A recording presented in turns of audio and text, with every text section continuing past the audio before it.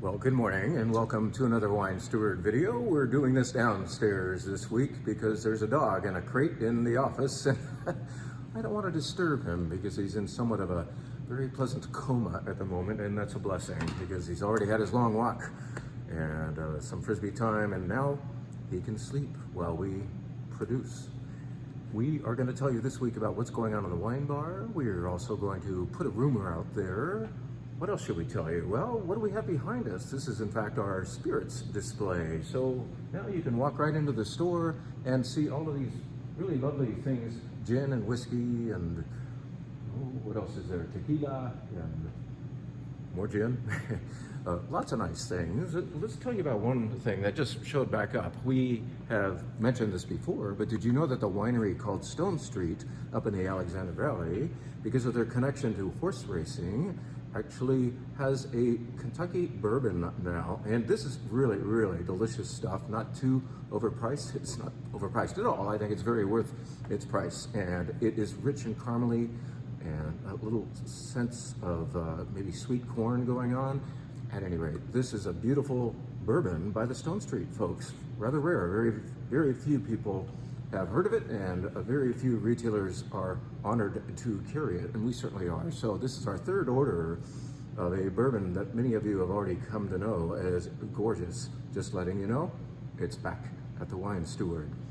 Let's talk about wine, since we are in fact the Wine Steward, and tell you, well, let's let that rumor out first. We believe in the middle of September sometime, probably on a Tuesday night, we will be welcoming back the good people of Nickel and Farniente. So at long last, I think it's been a whole year since we have done this. At long last, we will show you lucky few, the 28 people who RSVP, the first to do so. Of course, you can't do it yet because it hasn't appeared yet on the website. The first 28 people lucky enough to RSVP and grab a seat will be indulged with a lineup of beautiful Cabernets from Nickel and probably Farniente Cabernet as well, because it is in fact the flagship winery of the little family of wineries, including En Route. So why don't we have some beautiful En Route Pinot Noir, and perhaps Chardonnay as well, some Bella Union Cabernet, and Dolce will finish it off perhaps with some blue cheese. Wouldn't that be nice? We are going to produce yet another Nickel and Farniente En Route event in mid-September, so keep an eye on these videos and on our newsletters and on our website, thewinesteward.com. We'll give you the opportunity to sign up for this event that we have done perhaps 20 times already in our many years here at the Wine Steward, and we are honored to have these friends of ours back with beautiful single vineyard Cabernets of Nickel and so on. So there's the rumor. It sounds like more than a rumor, doesn't it?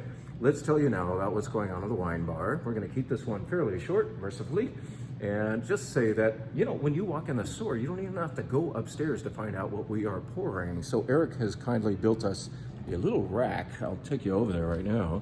This is where you can in fact see, is this working? Yes, there it is. This display here is featuring all of the wines that are represented on the wine bar menu. I'm doing this terribly. I'm certainly no selfie stick master. But anyway, now pouring at the Wine Steward. So this is the white flight, and below the red flight, and other wines that we have by the glass. I'm gonna go put this thing down because I'm really lousy at moving it around, apparently.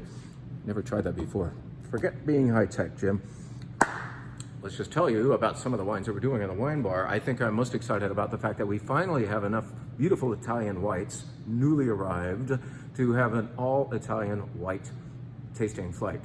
Or you can order any of these by the glass. Maybe you do the flight and then you say, that was my favorite, I'm gonna have a glass of that now. Well, maybe it will be this. This is what's gonna start off the flight. This is from Tenuta Santa Maria. Its nickname is Le Piga. I have no idea what that means, but more importantly, this is from the Soave region near Verona, and it is made entirely of a grape called Garganega. You know, Soave kind of got a bad name a few generations ago by overproduction, basically, and by the addition of too much Trebbiano along with that Garganega. And it just, it got shitty, frankly. Well, now there are thoughtful makers of Soave, and this is one of those Italian whites that emulates many other Italian whites where maybe the fragrance is remote. I mean, you can smell something, but you really can't put your finger on it. Maybe even the flavors are like what is that? What is that? It's kind of like this flirtatious, reluctant wine, but the effect, the big effect of a great Italian white always is vivacity, if you will. It's a nervous, anxious, delicious, hunger-inducing energy that you get from a good Italian white. Nearly all Italian white types don't need a barrel.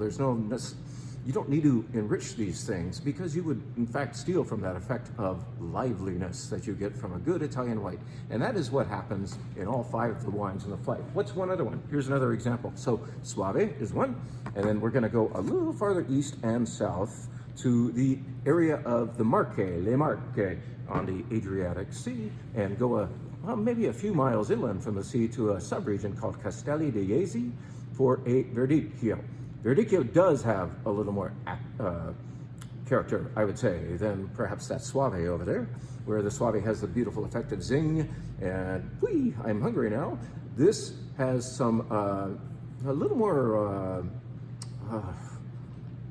is it citric qualities? It's a little like electricity going on in the nose and the mouth of Verdicchio. And this is a beauty. We just picked it up. It's got a little more body than some Verdicchii, would you say? The plural of Verdicchio is what? This is really vivacious, delicious Verdicchio that we're pleased to have just found for you. And so on. We will have Vermentino, of course. We can't do an Italian white flight without that. We love that grape, and you've come to love it as well. Pinot Grigio. I know it sounds like a foregone conclusion that we would have Pinot Grigio, but we're not going to choose some lousy, inexpensive, well, let's just say cheap grocery store type. The Pinot Grigio that we're doing is from Alto Adige. It's delicious, and so on, and so on, and so on. Come discover these Italian white varieties. At long last, we have a real theme instead of jumping all over the place with our white wine flight.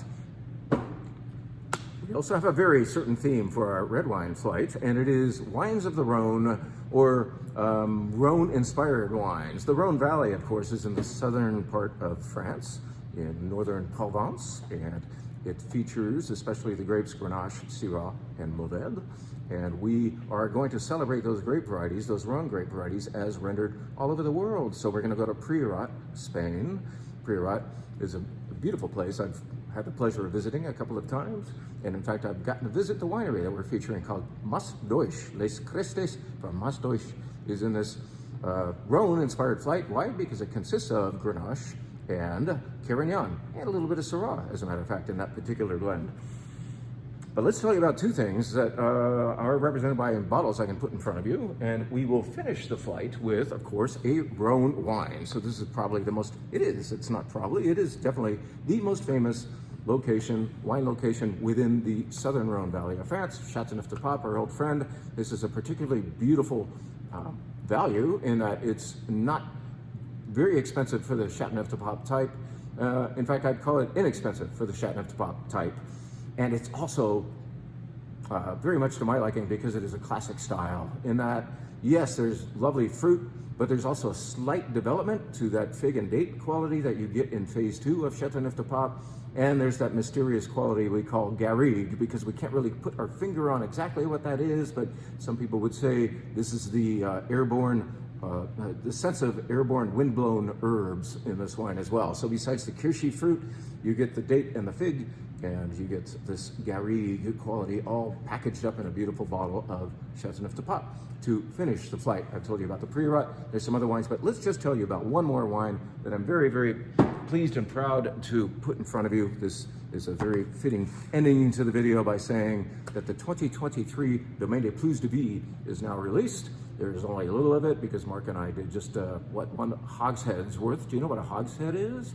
That's a nickname for a barrel that is between the size of a standard 225 or 228 liter barrel and what we call a demi-muid, which would be 500 or 600 liters. So this is about a 300-something liter barrel that we obtained in order to make a very Rhone-style wine. You know, the bigger the barrel, the less wood impact on the wine, and a beautiful blend of Syrah, Grenache, Mourvèdre, Carignan, and a tiny bit of Muscat. Doesn't really need wood flavor. It just needs the comforting, semi-oxidative environment of a neutral barrel, and better that it be a bigger barrel. So Domaine de Plus-de-Vie, as I said, Syrah, Grenache, Mourvèdre, Carignan, and just a pinch of Muscat, all co-fermented And in other words, they fermented all together as a group, so they got to know each other early, and done in neutral wood and bottled rather early too. This went to its barrel bed in early November and was hustled off to the bottling line in late March, just a few months later, in order to capture the beautiful, crisp, crunchy fruit that happens in this wine. We really wanted to make a nice Coteron style wine from, yes, the Livermore Valley, and I think we pulled it off. The alcohol report is 14.1%, but we are very, very certain that it is actually hitting in the high 13s. So it's a balanced, good acidity, beautiful food wine, beautiful fruit, and not oversized. So try the Domaine Plus-de-Vie, and you members of the Pacific Coast Wine Club are already obtaining a bottle of your own by virtue of being members. So there it is. You can taste it up there by the glass or as part of the flight, along with some other Rhone wines, along with some Italian whites, and so on. Beer on tap. Thank you, and get back in here. See you soon.